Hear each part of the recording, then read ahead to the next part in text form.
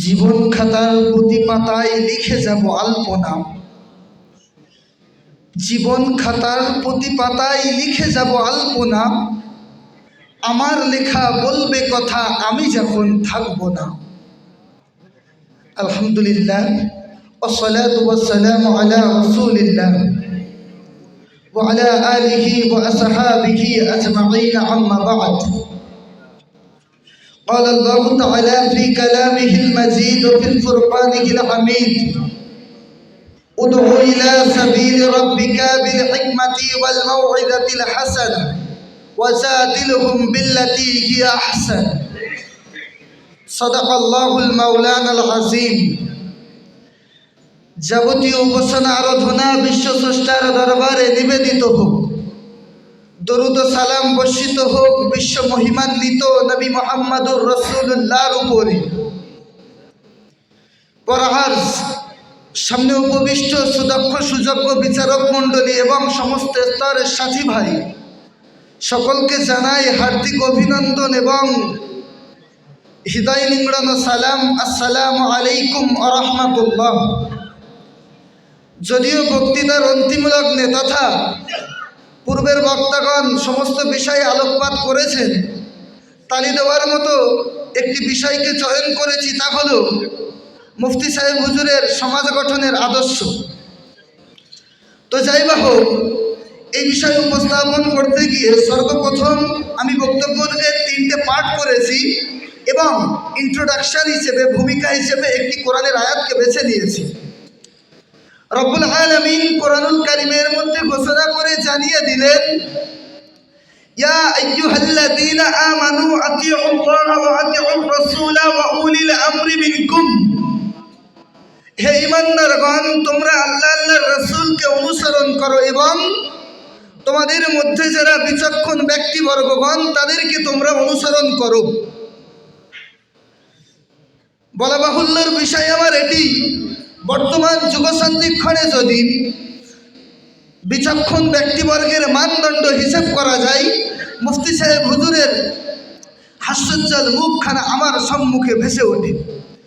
সুপ্রিয় শ্রোতা মণ্ডলী, যে বিষয়ে বলবো বলে আমি এখন থেকে অধীর আগ্রহে অপেক্ষা করছি, প্রযুক্তির এই মহামানব তার নিজ প্রচেষ্টায়, প্রযুক্তির এই মহামানব তার নিজ প্রচেষ্টায় এ জাতিকে শুধরানোর জন্য মহানায়কের ভূমিকা পালন করে যাচ্ছেন।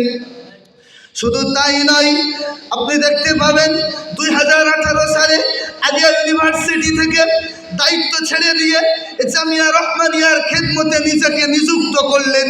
অতঃপর তাই তো বলি, মুখে হাসি বুকে বল তেজে ভরা মন, সমাজ করতে হবে এই তার পণ। যখন এই কবিতাটি আমার কর্ণকুহরে কড়া নাড়ে, তখন আমি আমার মুফতি সাহেব হুজুরের হাস্য উজ্জ্বল চেহারাটি সামনে ভেসে ওঠে।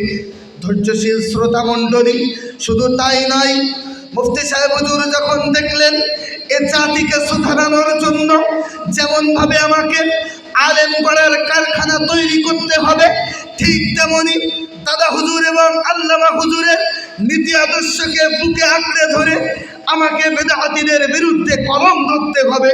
তাই তো তিনি বেদাহাতীদের বিরুদ্ধে বহু কিতাব রচনা করে আমাদেরকে দেখিয়ে দিয়েছেন। ফলস্বরূপ আমরা দেখতে পাই যে তিনি জানেন মিদাদুল উলামাই আফদালু মিন দিমাইশ শুহাদা। শহীদের রক্ত চেয়ে জ্ঞানীর কলমের অধিক দাম। সুপ্রিয় শ্রোতা মণ্ডলী, শুধু তাই নয়, মুফতি সাহেব হুজুর যেমন দেখলেন আলেম গড়ার পাশাপাশি আমাকে যেমন বেদাতীদের বিরুদ্ধে কলম ধরতে হবে, আজও চাক্ষুষ গোটা বাংলার প্রান্তে ঘুরে ঘুরে হুজুর আমার বেদাতীদের বিরুদ্ধে ওয়াজ নসিহত করে যাচ্ছেন এবং তিনি কখনো কোনো বেদাতীকে পরোয়া করেন না, কারণ তিনি জানেন রব্বুল আলামিন বলেছেন, উদউ ইলা সাবিলি রাব্বিকা বিল হিকমাতি ওয়াল মাউইযাতিল হাসানা ওয়া জাদিলহুম বিল্লাতী হিয়া আহসান। হে নবী, তুমি মানব দিগকে তোমার দিকে আহ্বান করো তোমার সৎ উপদেশ এবং হিকমতের দ্বারা। ওয়া জাদিলহুম বিল্লাতী হিয়া আহসান। যদি ওটি করতে গিয়ে কোনো কাফেরের সঙ্গে তোমাকে বাক বিতণ্ডায় পড়তে হয়, তাহলে উত্তম পন্থায় তুমি সেটিও করো। সুপ্রিয় শ্রোতা মণ্ডলী, সর্বশেষ মুফতি সাহেব হুজুরের সঙ্গে মিলে যাওয়া কবির সেই কথা দিয়ে আমি আমার বক্তব্য শেষ করতে চাই। যেই দিন তুমি এসেছিলে ভবে, কেঁদেছিলে তুমি আর হেসেছিলে সবে। যেই দিন তুমি এসেছিলে ভবে, কেঁদেছিলে তুমি আর হেসেছিলে সবে। এমন জীবন করিও না গঠন, মরণে কাঁদিবে তুমি হাসিবে ভুবন। এমন জীবন কররে গঠন, মরণে হাসিবে তুমি কাঁদিবে ভুবন। So we will observe the shadow of মুফতি সাহেব হুজুর। আমি এই বলে আমি আমার সংক্ষিপ্ত বক্তব্য এখানে ইতি করছি। আমিন ওয়া আখিরু দাওয়ানা আলহামদুলিল্লাহি রাব্বিল আলামিন। আসসালামু আলাইকুম ওয়া রাহমাতুল্লাহি তাআলা ওয়া বারাকাতুহু।